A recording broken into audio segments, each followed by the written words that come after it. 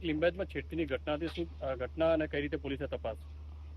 લિંબાયત મંદિર પાસે ગાર્ડન આવેલું છે. ત્યાં એક 1.5 વર્ષની બાળકી સાથે એક પિંકેશ રાઠોડ કરીને એક જે આરોપી છે એને એની સાથે છેડતી કરેલી એ સંદર્ભેની આરોપવાળી ફરિયાદ દાખલ થયેલ છે.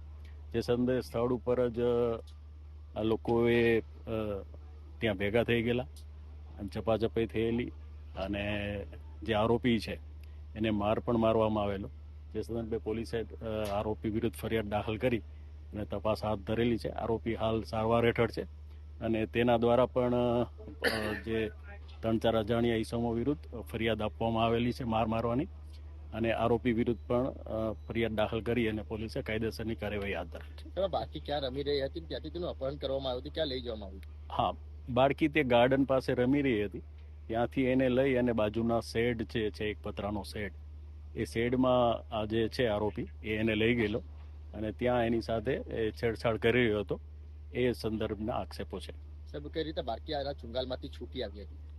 હા, એ જે બાળકીની જે માતા છે એ ત્યાં આવીને એને જોઈ ગયેલી અને ત્યાં પછી એને અન્ય માણસોને બોલાવતા માણસો ત્યાં આવી ગયેલા અને બાળકીને ત્યાંથી છોડાવી છે.